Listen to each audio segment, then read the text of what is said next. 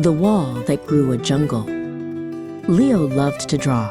He drew wiggly worms, fluffy clouds, and roaring dinosaurs. But his favorite wall, the big one next to his bed, was empty. "It needs a picture," Leo said to his teddy bear. "A really, really big one." So Leo grabbed his favorite blue crayon and stood on his tiptoes. He stretched his arm as high as it could go, but he could only draw a small blue squiggle near the floor. "Oh, bother," he sighed. "The wall is too big and I am too small." His mom, Chloe, peeked into the room. "What's the matter, my little artist?" she asked. Leo pointed at the tiny squiggle on the giant wall. "I want to make a big picture, but I can't reach." Mom smiled. "I think I know who can help." Soon, Dad, Ben, came in too. He wasn't holding a crayon. He was holding big rolls of paper. "If we work together," Dad said, "we can make the biggest drawing in the whole wide world." Swish, flap, tap. Mom and Dad taped the paper all over the big wall. Suddenly, the empty wall wasn't empty anymore. It was a giant, white canvas, just waiting for a story. Leo's eyes grew wide with wonder. "Wow," he whispered. "What should we draw?" asked Mom. "A jungle," shouted Leo, "with a sleepy lion and a cheeky monkey, and a big, happy sun to keep them warm," added Mom. "And a long, winding river for them to drink from," said Dad. Dad drew the big, happy sun, and Mom drew the long, winding river. Leo got to draw the best part. He drew a lion with a funny, fuzzy mane and a monkey with a very, very long tail. They all worked together. Mom added colorful flowers by the river. Dad drew tall, leafy trees for the monkey to climb. And Leo gave the cheeky monkey a bright yellow banana to eat. They giggled as their jungle grew and grew. When they were all finished, they stood back to look. The wall wasn't empty anymore. It was filled with a bright, happy jungle. "We did it," shouted Leo. "You're right," said Dad. "We did it together." That night, as Leo snuggled into bed, he looked at the big jungle on his wall. The lion seemed to smile, and the monkey seemed to wave. It was the best drawing in the world, not just because it was big, but because his whole family had made it, together. The balloon that never stopped flying. Leo had a balloon. It wasn't just any balloon. It was the shiniest, roundest, most wonderful red balloon in the whole park. He held its string tight, feeling it tug and dance, eager to fly. "You're my best friend," Leo whispered to the balloon. But a sneaky gust of wind, a big whoosh, suddenly tickled his fingers and pulled the string right out of his hand. "Oh no," Leo cried. He watched his beautiful red balloon sail up, up, up, getting smaller and smaller against the big blue sky. A big tear rolled down Leo's cheek. His mom, Maya, knelt and gave him a warm, gentle hug. "Don't you worry, my sweet boy," she said softly. "That balloon isn't lost. It's a special kind of balloon. It's a dreamer balloon, and it's just starting its adventure." "An adventure?" Leo sniffled, looking up at his mom. "Yes," she said with a smile. "Right now, it's probably flying over the tallest buildings, waving hello to all the people in their windows." Leo thought about that. He imagined his little red balloon peeking into office windows. And then, he said, his voice full of wonder, "It will fly over the big, pointy mountains where the sleepy bears are waking up from their naps." "What a wonderful thought," said Mom. "And after the mountains, it will soar over the big, sparkly ocean. It will dip down low to race the splashing dolphins." "Wow," Leo gasped. He imagined his balloon bobbing just above the waves. "Will it go even higher?" "Of course," Mom whispered. "It will fly right past the fluffy clouds, all the way up to say goodnight to the sleepy, smiling moon." Leo giggled. A balloon meeting the moon. It wasn't a sad, lost balloon at all. It was the bravest, most adventurous balloon in the whole world. He felt a happy little bubble of excitement in his tummy. "A dream is like that balloon, Leo," Mom said, stroking his hair. "Sometimes you have to let it go and trust that it will fly to the most amazing places. You just have to imagine how high it can go. Leo looked up at the endless sky. He couldn't see his balloon anymore, but he could feel it in his heart, flying past the stars. He smiled a big, happy smile. His balloon was on an amazing adventure, and he knew that one day his dreams would be too. The star that fell from the sky. High above the sleepy, quiet world, in a blanket of deep, dark velvet, lived a little star named Alara. She loved to twinkle and shimmer with all her might, nestled among her thousands of brothers and sisters. One night, Alara peeked down at the world below. She saw sparkling city lights and winding rivers that looked like silver ribbons. "Oh, how wonderful!" she gasped, leaning a little too far, and with a tiny whoosh, she tumbled right out of the sky. She landed softly, like a feather, in a field of moon-dusted flowers. But here on the ground, her light felt small and lost. "I don't belong here," she whispered, her twinkle dimming with sadness. Just then, a wise old owl with big, round eyes landed on a branch nearby. Who are you?" he hooted gently. "I'm Alara," she sniffled. "I've fallen from my home, and I've lost my shine." The owl blinked slowly. "Lost? Or just in a new place?" he asked. "Sometimes, a light is needed most where there is darkness."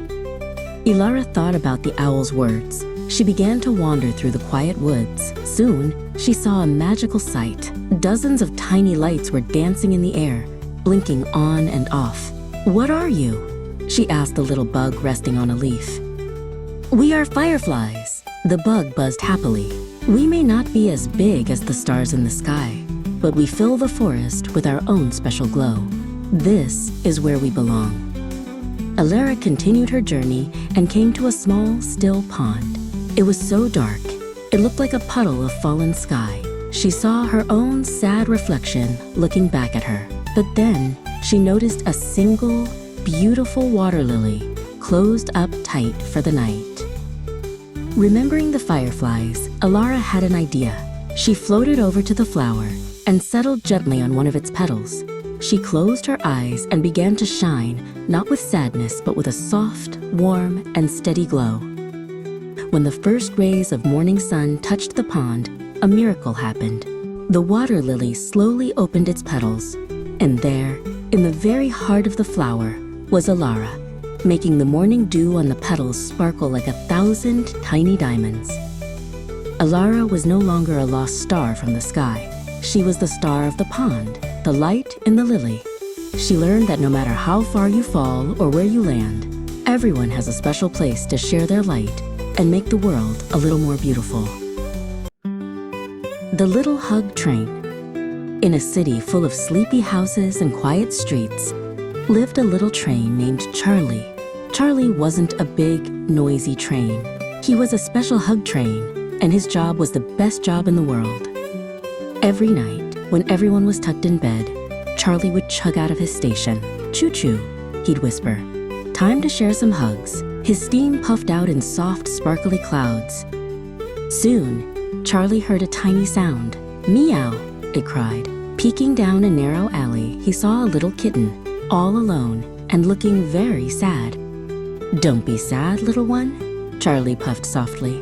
He chugged closer and let out a gentle, warm cloud of sparkly steam. The steam wrapped around the kitten like the coziest, softest blanket. The kitten purred and stretched. The magical hug had made it feel brave. Just then, its mommy cat peeked into the alley, looking for her baby. They rubbed their noses together, happy to be found. Charlie tooted a happy goodbye and chugged along until he reached a quiet park. Sitting all by himself on a bench was an old man, looking down at his shoes with a lonely sigh. Charlie rolled up quietly beside the bench. He puffed out his biggest, warmest, most sparkly hug yet. The magical steam swirled around the man, reminding him of warm cookies and sunny days. A little smile appeared on his face. Feeling very happy, Charlie continued on his way. He looked up at all the dark windows and saw one with a light on. A little girl was standing there, her face sad. She had a bad dream and couldn't fall back asleep. Charlie knew just what to do. He took a deep breath and whoosh, he sent a perfect, sparkly hug cloud floating all the way up to her window. It drifted inside and wrapped around her, chasing all the bad dreams away. The little girl yawned a big, sleepy yawn. She felt safe and cozy now. She climbed back into bed and fell fast asleep. Charlie's work was done. As the sun began to peek over the city, he happily chugged back home to rest. The Happy Memory Box. Lily sat on the floor, a big tear rolling down her cheek. Her favorite teddy bear, Barnaby, had a brand new hole in his arm, and some of his fluffy stuffing was peeking out. "Oh, Barnaby," she whispered sadly. Grandma Rosie came into the room, her smile as warm as a sunbeam. "What's the matter, my little buttercup?" she asked, sitting down beside Lily. "Barnaby is hurt," Lily sniffled. "I see," said Grandma Rosie. "Sometimes our favorite things get worn out. But I have a secret. The happiest parts of them can never be lost." She brought out a small, polished wooden box with a shiny brass latch. "This is a happy memory box," Grandma explained. "It holds our most special treasures. Close your eyes and think of a very happy time you had with Barnaby." Lily closed her eyes tight. Lily thought about the time she and Barnaby had a teddy bear picnic in the garden. They shared pretend tea and cookies under the big oak tree. As she remembered, a tiny, sparkly ball of golden light floated out and danced in the air. "What is that?" Lily gasped. "That's your happy memory," said Grandma Rosie, opening the box. The little ball of light zipped inside with a soft tink and glowed warmly from within. "Let's try another," said Grandma. Lily thought about cuddling with Barnaby during a thunderstorm, feeling safe and warm. Pop! Another sparkly light, this one a soft, cozy blue, floated from her head and joined the first one in the box. "These treasures can never tear or break," Grandma said, closing the lid. "Whenever you feel sad, you can open the box and remember, the happiness is always there, waiting for you." Lily looked at Barnaby's torn arm. Then she looked at the box. She thought about all the hundreds of hugs she had given him. A new, bright pink ball of light popped into existence and zipped right through the wooden lid into the box. Lily gave her grandma a huge hug. Barnaby would get a little patch on his arm, but her box was already filling up with treasures. Happy memories that were cozier than any teddy bear and would last forever. Valeria's Rainbow. Valeria loved sunny days. She loved to play in her garden, where the flowers were bright and the bees buzzed happily. But today, the sky was gray, and big, splishy-splashy raindrops started to fall. "Oh no," Valeria sighed, watching the rain from her window. "My sunny day is gone." Her mom came and gave her a warm hug. "I know you're sad about the rain, my little flower," she said. "But the rain is important. It helps the flowers grow big and strong." Valeria wasn't so sure. She watched as the rain made puddles in the garden path. The big, bright sunflowers drooped their heads down low. Everything looked sleepy and gray. "After the rain, something magical happens," her mom whispered. "We just have to be patient and wait." So they waited. They read a book together and drank warm cocoa while the rain pitter-pattered on the roof. Slowly, the pitter-patter stopped. The clouds began to move, and a little piece of blue sky peeked through. Then, a single golden sunbeam shone down right into the garden. "Look!" shouted Valeria. Her mom came to the window and smiled. "Now watch for the magic," she said. Across the sky, a beautiful rainbow began to appear. It started as a faint stripe of red, then orange, then yellow, green, blue, and purple. It stretched like a giant, colorful smile over her garden. "It's so beautiful," Valeria cried. All the flowers in the garden seemed to lift their heads, and the raindrops on their petals sparkled like tiny jewels in the sunlight. "The rainbow is a promise," her mom said softly. "It promises that even after the rain, the sun will shine again. It's like a little bit of hope painted across the sky." Valeria looked at the bright rainbow and smiled. The gray day had brought something wonderful after all. She knew that even on cloudy days, She just had to wait for the hope to arrive. The Dog Who Learned to Listen. Pip was a little puppy with floppy ears and a tail that wiggled and wagged all day long. Pip loved his best friend Leo more than anything. But Pip had a tiny problem. He was not a very good listener. "Pip, come here," Leo would call. But Pip would be too busy chasing a bouncy red ball to hear. One sunny afternoon, Leo took Pip to the big, grassy park. "Stay close, Pip," said Leo. But just then, Pip saw a beautiful blue butterfly. He forgot all about staying close. He scampered after the butterfly, his little legs running as fast as they could. The butterfly fluttered high into a big leafy tree. Pip looked up, but it was gone. He looked around. Where was Leo? He couldn't see him. He couldn't hear him. Pip was all alone, and he started to feel a little bit scared. "Hoo-hoo," said a soft voice from above. Pip looked up and saw a wise old owl with big round eyes. "You seem to have lost your friend," the owl hooted. "You were not listening with your ears." "I tried to listen," whimpered Pip. "It's just so hard when there are butterflies to chase." The owl blinked slowly. "Sometimes," he said, "the most important listening is done not with your ears, but with your heart." "My heart?" asked Pip. "How do I listen with my heart?" The owl smiled.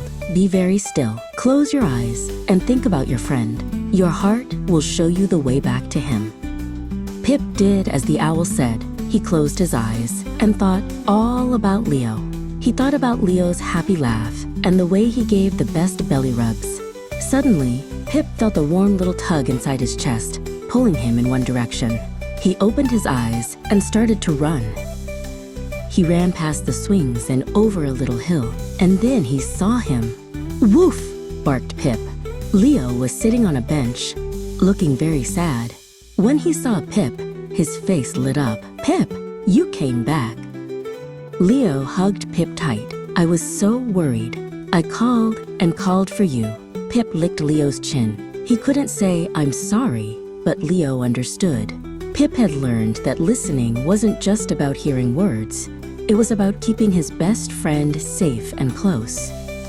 From that day on, Pip was the best listener in the whole wide world. Whenever Leo called his name, Pip would stop what he was doing and run right to him, because he knew that listening with his heart was the best part of being a best friend.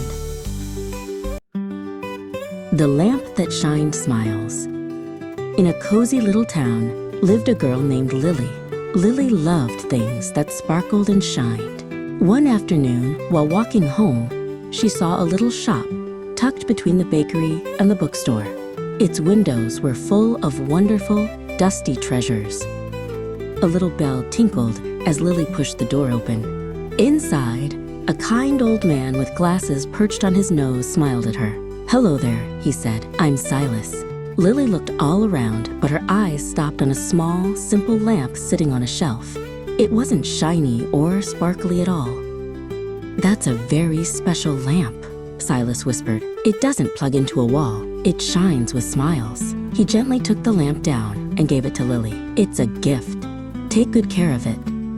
Lily rushed home, clutching the little lamp.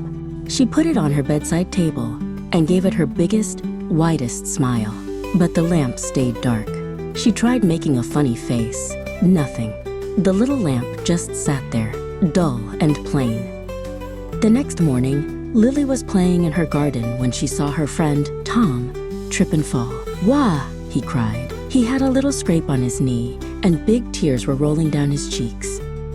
Lily forgot all about her toys. She ran to Tom and helped him up. "It's okay, Tom," she said softly, and she gave him a gentle hug. Tom sniffled and then gave Lily a small, watery smile. "Thank you, Lily," he said. At that moment, Lily felt a warm, happy feeling inside. When she got back to her room, she gasped. The little lamp was glowing with a soft, warm light. Lily finally understood. The lamp didn't shine from her smiles. It shined from the smiles she gave to others. The next day, she helped her mom water the thirsty flowers in the garden. Her mom gave her a big, happy smile. When Lily checked her lamp, It was shining even brighter than before. All week, Lily looked for ways to be kind. She shared her cookies and helped her dad find his keys. With every kind deed, the lamp glowed more and more. Soon, Lily's whole room was filled with the most beautiful, warm light. Lily snuggled into her bed, bathed in the happy glow. She had learned a wonderful secret. The truest, brightest light in the world doesn't come from a lamp. It comes from your own kind heart. Leo's Rainbow Umbrella. Leo loved colors. He had red, orange, and yellow crayons. But when he looked out his window, the world was gray. Gray clouds, gray sky, and gray rain. Rainy days are so boring, Leo sighed. His grandpa saw his sad face. Gray days can hold the best secrets, Grandpa said with a wink. He brought out a plain, dark blue umbrella. This is for you. It's a magic umbrella. Leo took the umbrella. It didn't look magic. It was just blue. But he put on his yellow raincoat and red boots and went to the front door. Let's see the secret, he whispered. Outside, the rain went drip, drop, drip on the sidewalk. Leo held the umbrella over his head and pushed the button. Whoosh! It popped open. The first raindrop hit the umbrella, but it didn't just splash. Splat! It turned into a bright red dot. Another drop hit. Splat! It turned into a sunny yellow dot.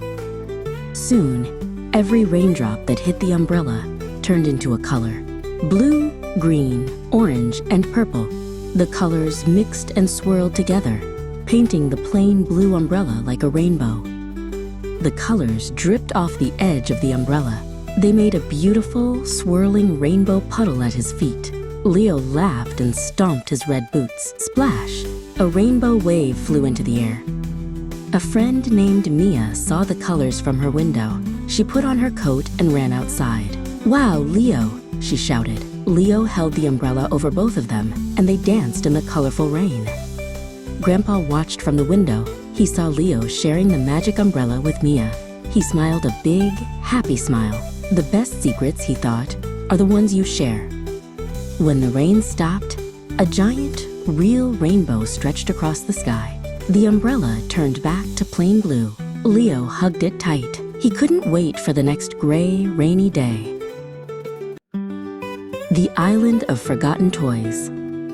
Barnaby the bear sat alone in the dusty attic. Sunlight peeked through a crack in the roof, dancing on dust bunnies. He was once a beloved teddy, full of fluffy stuffing and warm hugs, but now his button eye was loose, and his fur was worn. A single, sparkly tear rolled down his fuzzy cheek and plopped onto the wooden floor. But this was no ordinary tear. Where it landed, the floorboards began to glow with a soft, swirling light. The light grew bigger and brighter, pulling Barnaby in with a gentle tug. Whoosh! He tumbled through a tunnel of shimmering colors, leaving the dusty attic far behind. He landed softly on a beach made of mismatched buttons. Before him was an island made entirely of toys. There were castles of building blocks, rivers of marbles, and forests of dollhouse trees. But everything was quiet, and the colors were faded and gray. A tin soldier with a bent hat sat staring at the buttoned sea. "Hello," whispered Barnaby. The tin soldier turned slowly. "Hello," he sighed. "Why is everyone so sad?" asked Barnaby.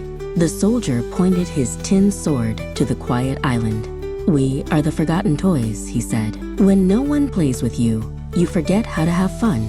The magic fades." Barnaby thought about his little girl, Lily. He remembered their adventures. They had sailed the bathtub sea and climbed the mountain of pillows. He remembered her laughter. That wasn't forgotten. It was a happy memory, tucked safely in his stuffing. "I remember," he declared. Barnaby found an old shoebox. "This isn't a box," he announced to the tin soldier. "It's a pirate ship, and this lollipop stick is the mast." He stood the stick up in the box. "All aboard for Treasure Island." As Barnaby imagined the ship sailing on a big blue ocean, a funny thing happened. The shoebox began to glow with a rich brown color, and the button sea around it sparkled with blue. The tin soldier wobbled to his feet. "Can I be the captain?" he asked, his voice no longer sad. A rag doll with yarn hair and a little wooden robot saw the bright colors. They shuffled over. "What are you doing?" asked the doll. "We're on an adventure," cheered Barnaby. "Do you want to come?" The rag doll and robot climbed aboard the ship. Soon, all the toys were playing. The block castles became bright and colorful. The marble rivers flowed with sparkling light. The sound of laughter and happy games filled the air. The island of forgotten toys was forgotten no more. It was an island of imagination. As the sun began to set on the island, Barnaby felt a gentle tug. He was back in the attic, but he wasn't sad. He held the memory of the colorful island and his new friends in his heart. He knew that even in a quiet, dusty place, the best adventures were just an imagination away. And he drifted off to sleep, dreaming of his next one.